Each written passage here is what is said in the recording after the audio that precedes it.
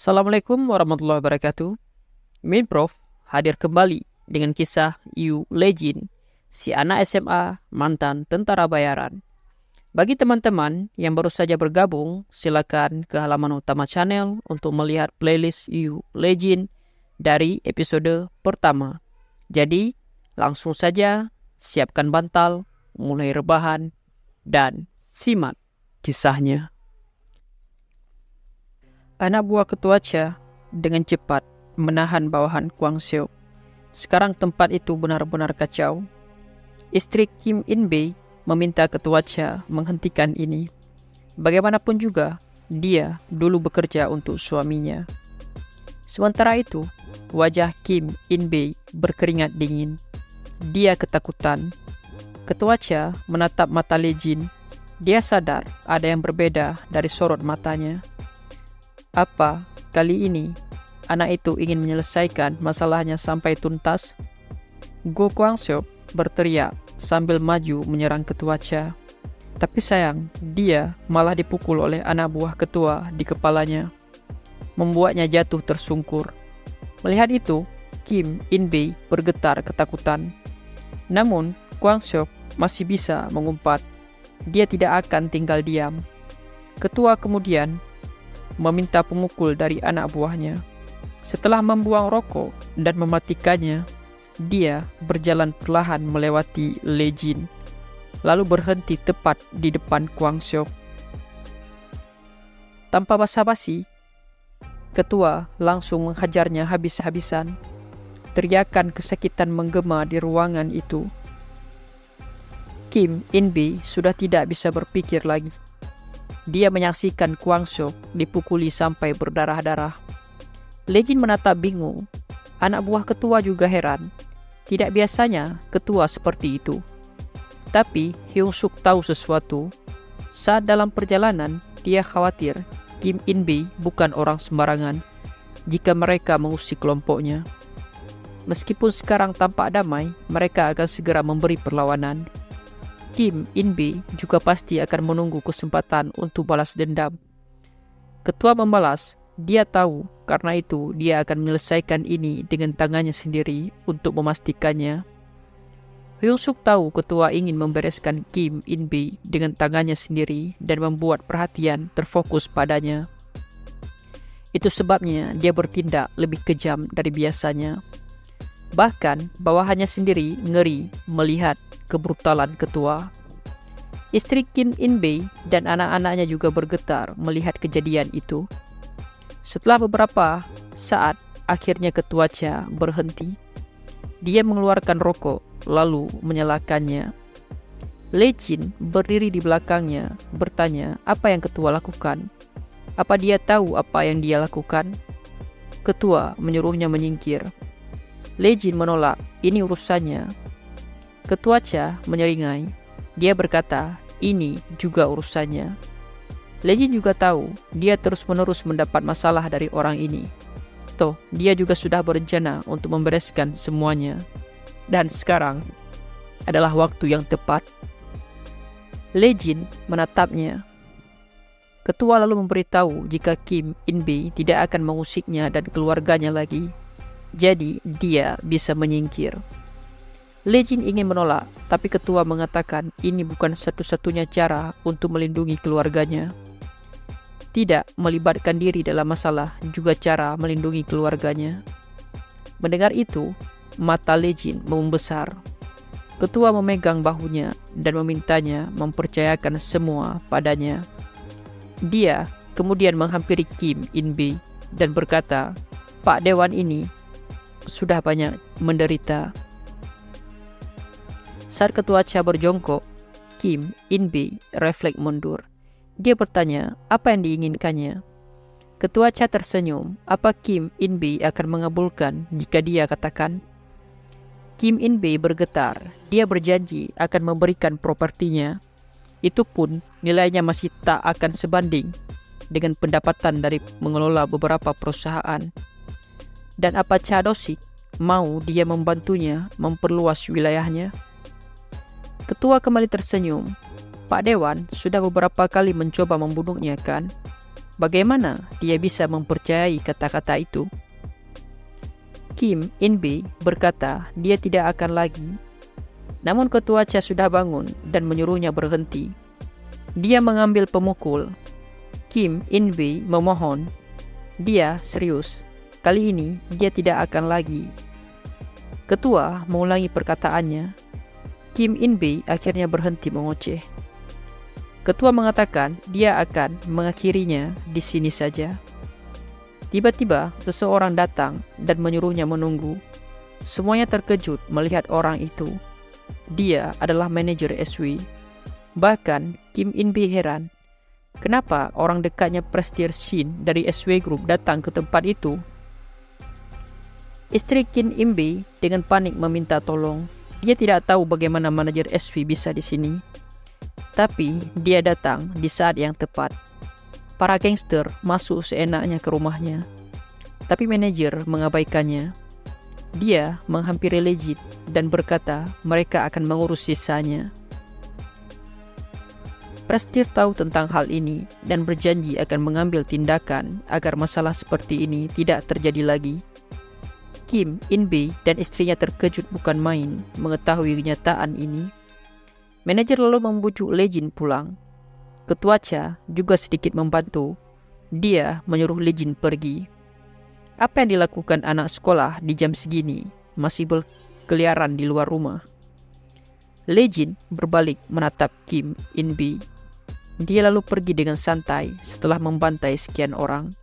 Hye-jin dan Kisu menunduk. Mereka tidak berani menatapnya. Sementara itu, Kim In-bi meminta penjelasan apa maksudnya manajer SW datang ke sini karena anak itu. Manajer meluruskannya, memang yang datang ke sana adalah dia, tapi Prestige yang mengirimnya. Kim In-bi kembali dibuat terkejut. Manajer kembali melanjutkan, jadi bukan dirinya yang bergerak, tapi Pak Prestige. Setelah semua kekacauan di rumah Kim In-bi, Legin akhirnya pulang. Saat hampir sampai ke rumah, dia ditelepon. Ketua Cha bertanya, apa Legin sudah sampai? Legin menjawab, dia sudah di depan rumah. Mendengar itu, ketua menyuruhnya untuk segera masuk. Dia akan memberitahunya apa yang terjadi. Barangkali saja Legin penasaran. Katanya, korupsi yang dilakukan mantan anggota Dewan Kim In-bi dan keluarganya, serta korupsi yang dilakukan keluarga istrinya, kasusnya sudah dikirim ke kejaksaan. Ketua melanjutkan, sekarang orang itu dan keluarganya benar-benar akan tamat. Mereka tidak akan bisa lolos karena sekelas SW Group yang turun tangan. Dan Legin tidak perlu khawatir tentang kekacauan yang dia buat di sini. Karena semuanya sudah dibereskan. Setelah mendengar semua itu, Legin berterima kasih. Tapi ketua merasa aneh, untuk apa berterima kasih? Pada akhirnya, Legin dan SW lah yang menyelesaikan semuanya. Dia malah tidak melakukan apa-apa. Legin terdiam. Dia teringat perkataan ketua tadi. Tidak melibatkan diri dalam masalah juga merupakan cara untuk melindungi keluarganya. Ketua Cha lalu berkata, biarkan dia menyelesaikan masalahnya dulu. Nanti mereka bisa makan mie instan cup bersama. Legin menjawab singkat lalu menutup teleponnya. Langkahnya terhenti saat dia melihat kakek berdiri di pinggir jalan. Dia bergegas menghampiri kakek dan bertanya, kenapa jam segini kakek masih di luar? Namun kakek membalas, Legin juga masih di luar. Dia keluar hanya untuk cari angin. Kakek kemudian meminta maaf jika sudah membuat Legin terbebani. Kakek tidak bermaksud begitu, tapi kakek tidak bisa mengontrolnya. Dan berpikir, mungkin cucunya akan kesal jika dia menghubunginya. Lagi pula, Legin belum lama kembali ke sini. Jadi, sedikit demi sedikit nantinya mungkin akan membaik. Legin berpikir sebentar, lalu berkata, dia sama sekali tidak berpikir begitu. Dia hanya khawatir kakek jadi terjaga sampai larut malam. Raut kakek langsung terlihat senang dan bertanya, "Apa benar begitu?" Legend mengiyakannya, dan jika ada yang ingin kakek tanyakan, hubungi saja dia kapanpun. Kakek mengangguk, lalu mereka berdua masuk ke dalam. Namun masih ada seorang lagi yang khawatir. Dayun memarahi kakaknya. Dia bertanya, kemana saja kakaknya pergi jam segini baru pulang? Dan kenapa ponselnya tidak aktif? Kakaknya kan tahu betul kalau kakek akan khawatir. Bukankah kakaknya keterlaluan? Legend hanya bisa meminta maaf. Beberapa hari setelah itu, di kantor Ji, Yuna asik menonton tutorial League of Legends. Ji sampai kesal dan bertanya, "Apa di sini tempat bermainnya?" Yuna menjawab dengan santai, "Bukan." Ji bertanya lagi, "Lalu kenapa dia bermain game di sini?" Yuna beralasan dia ke sana hanya ingin melihat wajah kakaknya. Dia akan jarang ke sana. Dan dia akan duduk diam. Jadi tidak akan mengganggunya. Ji lalu memastikan, Yuna bilang dia datang ke sini hanya untuk melihatnya kan? Yuna mengiyakannya. Tapi Ji bertanya lagi, apa benar dia datang hanya untuk melihatnya? Yuna kaget dengan pertanyaan itu. Tapi dia membenarkannya. Ji memastikan sekali lagi. Kali ini Yuna terlihat ragu menjawabnya. Sementara itu, Legend dan Sekju sedang berjaga di luar. Ji lalu berkata, kalau begitu tujuan Yuna sudah terpenuhi karena dia sudah melihatnya kan. Dia harus segera pergi ke ruang rapat. Jadi Yuna harus pulang sekarang. Yuna terkejut. Dia berkata, biar kakaknya saja yang pergi ke ruang rapat. Dia akan di sana sebentar lagi, lalu pergi. Ji lalu berpura-pura kecewa, lalu mengatakan padahal jam kerja Legend sudah berakhir. Yuna seketika bangun dan memutuskan untuk pulang. Dia berjalan keluar dengan wajah bahagia. Ji yang melihatnya hanya bisa menghela nafas. Yuna kemudian pulang bersama Legend dan Sekju. Mereka juga dikawal beberapa para penjaga. Para penumpang bus merasa takut melihat tampang sangar pengawal. Legend ingin bertanya kenapa Yuna pulang naik bus. Namun Yuna menyela dan berkata dia hanya ingin pulang bersamanya. Dia melanjutkan, kalau dipikir-pikir ini pertama kalinya Yuna pulang naik bus bersama Legend. Legend menjelaskan itu karena sulit untuk melakukan pengawalan di bus. Yuna mengerti, jadi dia tidak boleh sering-sering naik bus ya. Padahal dia juga mau naik kereta bawah tanah. Legend menambah, kereta bawah tanah lebih berbahaya, bukan hanya karena banyaknya pengguna, tapi juga karena lokasinya. Ada begitu banyak hal yang harus dipertimbangkan. Yuna menatap Legend sambil tersenyum. Saat ini, 005 baru saja tiba di camp. Dia memperhatikan sekeliling. Sesuai informasi yang dia dapat, pasukan di camp lebih sedikit dari biasanya. 005 jadi penasaran, apa benar terjadi sesuatu di internal?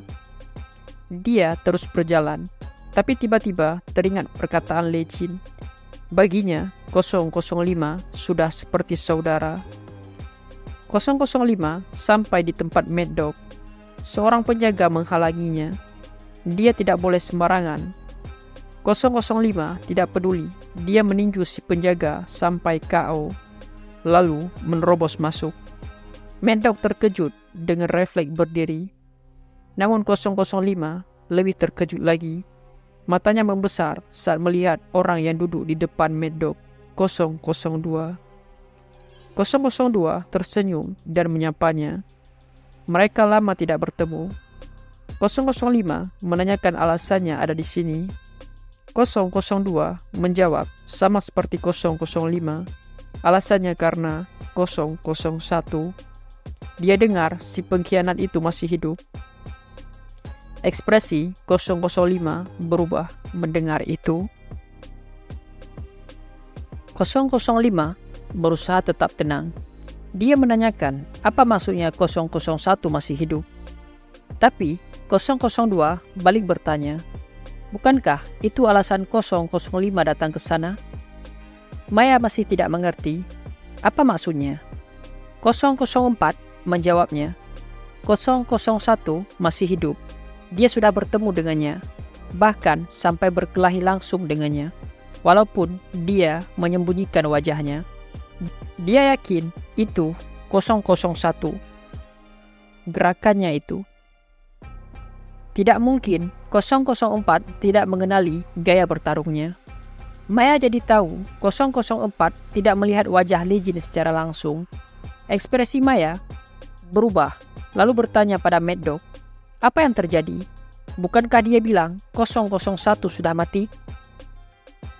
Mad Dog mengiyakannya meski ragu-ragu. Namun 004 jadi jengkel. Omong kosong macam apa itu? Apa maksudnya dia salah lihat? 002 menghentikannya, lalu bertanya, apa Mad Dog yakin 001 sudah mati? Mad Dog kembali mengiyakannya, tapi 002 ragu dengan jawabannya. Ekspresi Mad Dog sedikit takut. Dari semua orang, kenapa harus 002 yang tahu? Maya yang ada di sana heran. Dia tidak tahu apa yang dipikirkan Mad Dog. Tapi dia juga menyembunyikan fakta dari 002 bahwa 001 masih hidup. 002 lalu bertanya pada 005, bagaimana menurutnya soal 001 yang masih hidup? Maya menatap tajam, lalu berkata, jika 001 masih hidup, mereka harus membunuhnya lagi. Bukankah menurut 002, dia harus membayar harga karena telah mengkhianati para numbers? 002 tersenyum lebar. Reaksi 005 masih sama seperti dulu. Tiba-tiba, pintu di sana didobrak. Puluhan tentara bayaran masuk ke sana. Mereka dipimpin seorang pria tua. Dia menyapa. Ternyata mereka di sini. Dia mendengar rumor bahwa anggota numbers datang. Jadi, dia ke sana untuk memberi salam. Mad Dog marah melihatnya. Apa yang Randolph lakukan? Randolph dengan tenang menjawab, dia hanya datang untuk berbicara sebentar. Mad Dog mengatakan, semua baik-baik saja dan mengusirnya. Tapi Randolph memang ingin cari ribut. Dia heran, bukankah terjadi banyak masalah karena Mad Dog berpihak pada numbers seperti itu? Dia duduk di kursi lalu melanjutkan, mereka dibesarkan di camp dan mendapat perlakuan yang berbeda kan? Mereka jadi tidak mematuhinya karena Mad Dog melindungi mereka seperti seorang ibu. Mendengar itu, 002, 004, dan 005 meliriknya. Randolph menyuruh Mad Dog sadar. Sekarang anggota miliknya lah yang sangat aktif bekerja, tapi selalu tertutupi oleh nama numbers. Ditambah juga ada perbedaan upah. Dia penasaran sebenarnya siapa orang-orang itu sampai diperlakukan khusus seperti itu. Padahal numbers juga tidak bisa digunakan sebagaimana mestinya. Mad Dog benar-benar kesal dan memintanya berhenti.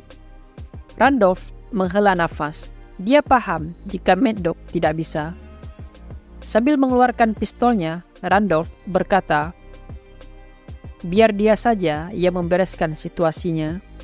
Dia kemudian menodongkan pistol ke kepala 002 dan mengancam untuk kedepannya jangan sampai berpikiran untuk kembali ke camp. Apa dia mengerti? Sekarang orang-orang seperti mereka sudah tidak berguna di camp. Bukannya takut, 002 malah tertawa. Sikapnya membuat Randolph jengkel. Namun 002 dengan cepat merebut pistolnya. Randolph tidak bisa bereaksi dan dalam sekejap kepalanya sudah berlubang. Mad Dog meneriakinya dan tentara bayaran sudah bersiap menembak. Tapi mereka juga langsung dihabisi oleh 004. Suara tembakan terdengar keluar. sekarang tempat itu dipenuhi mayat.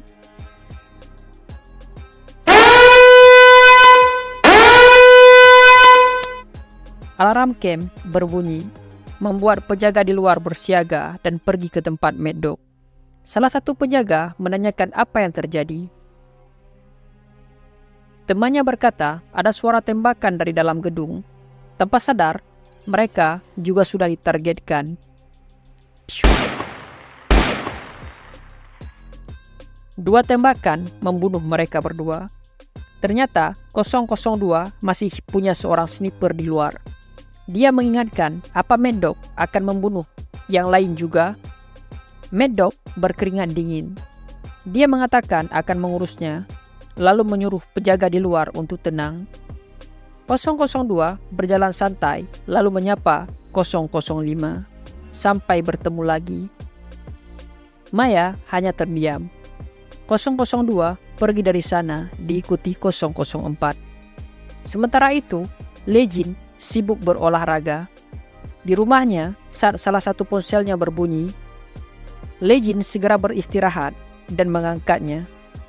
Liam meneleponnya dan memberitahu, sepertinya 002 tahu jika dia masih hidup. Mendengar itu, ekspresi Legin jadi tak karuan. Ya, maka berakhirlah kisah hidup Legin pada hari ini. Minprof pamit undur diri. Sekian. Assalamualaikum warahmatullahi wabarakatuh.